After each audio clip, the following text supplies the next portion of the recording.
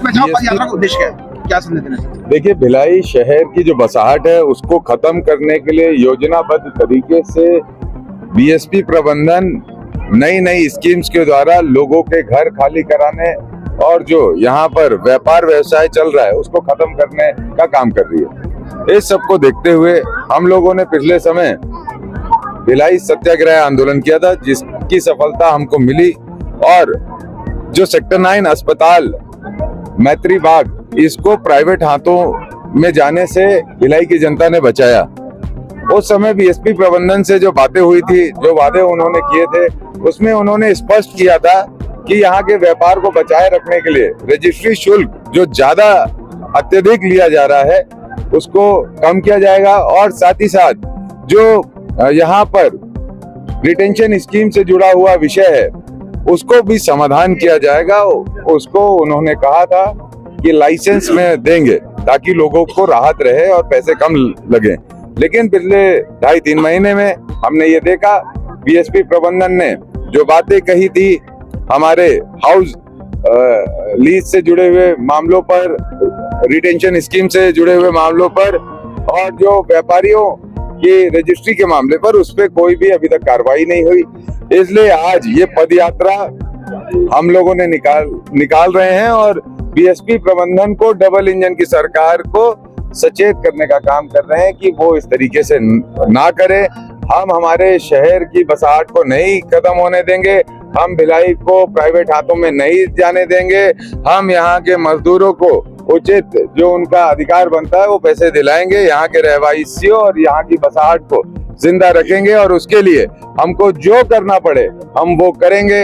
हम शांतिपूर्ण मार्च निकाल रहे हैं आज। आने वाले समय में इसके बावजूद बीएसपी प्रबंधन अगर इस पर स्पष्ट निर्णय नहीं लेता, चीजों का समाधान नहीं करता, तो आंदोलन और आगे बढ़ेगा और मजबूती से खड़ा होगा। सत्याग्रह की शुरुआत हुई थी, वो भी रिटेंशन स्कीम को लेकर हुई थी, मगर अंत में मैत्री गार्डन और सरकार ने अस्पताल बनाकर खत्म हो गया। तो क्या इस बार भी दिशाहीन तो नहीं हो जाएंगे? देखिए, ये एक लंबी लड़ाई है। भिलाई को बसाने में जितना समय लगा वैसे ही उजाड़ने की भी इनका जो प्लान है वो समयबद्ध तरीके से एक एक करके उजाड़ना चाहते हैं। तो हम लड़ते रहेंगे तो भिलाई की बसाहट को बचा लेंगे।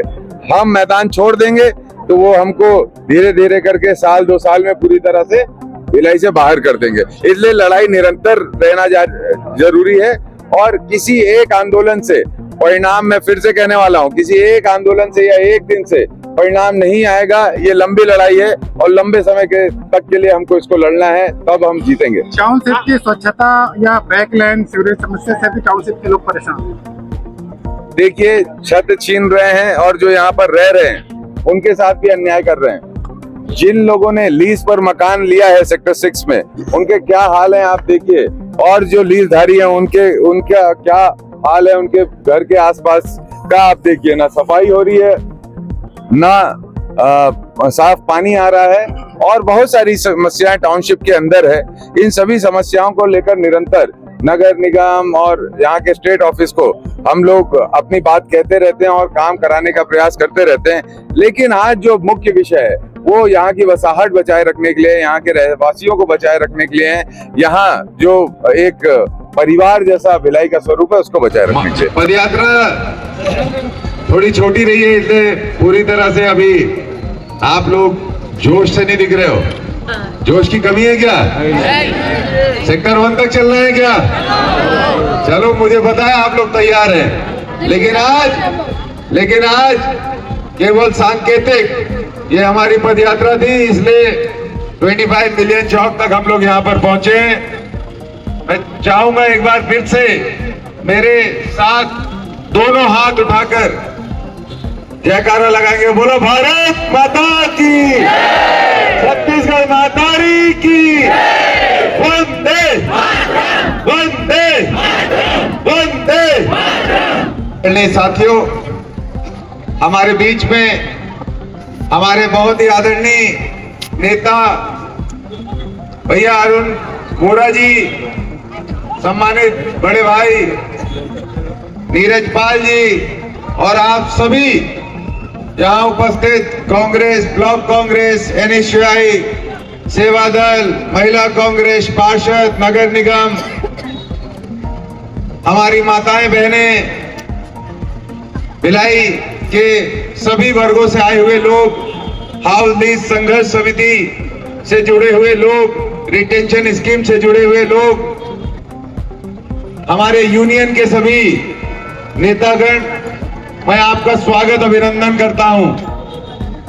आदरणीय साथियों, आज ये पद यात्रा हम लोगों ने इसलिए निकाली कि 3 महीने पहले जब हम अनशन में बैठे हुए थे, आप सबके समर्थन से, पूरे भिलाई के समर्थन से, बाद रिसाली के हमारे बीएसपी से जुड़े हुए लोगों को कहना चाहता हूं, आप चिंता मत कीजिए। आपकी लड़ाई पूरी कांग्रेस पार्टी मजबूती से लड़ रही है, हम सब मजबूती से लड़ रहे हैं, हम आपके साथ अन्याय नहीं होने देंगे। मैं बस आपसे यही आग्रह करूंगा, आज ये 1 किलोमीटर की पदयात्रा एक बहुत बड़ा संदेश है। ये सोच के मत जाइएगा कि बहुत ज्यादा चले नहीं, पसीना ज्यादा नहीं आया तो आनंद कम आया। ये आपके 1 किलोमीटर की पदयात्रा बीएसपी प्रबंधन की नींद उड़ा देगी, आप सबका इकट्ठा होना। तो मैं बस इतना ही कहूंगा, ये जो आप पैदल चल रहे हैं, ये भिलाई की बसाहट को बचाए रखने के लिए चल रहे हैं, इस खूबसूरत शहर को बचाए रखने के लिए चल रहे हैं, इस खूबसूरत शहर को दिल्ली या नंदिनी जैसा हाल ना हो जाए, इसलिए आप चल रहे हैं। आप सबका दिल से धन्यवाद, आभार, और आप सबकी शक्ति से हम पूरी लड़ाई को मजबूती से लड़ेंगे। अंतिम में बस इतना ही कहना चाहता हूं, यहाँ जिला प्रशासन के अधिकारी आए हुए हैं, पुलिस प्रशासन के अधिकारी आए हैं, बीएसपी के अधिकारी आए हैं। मैं बीएसपी के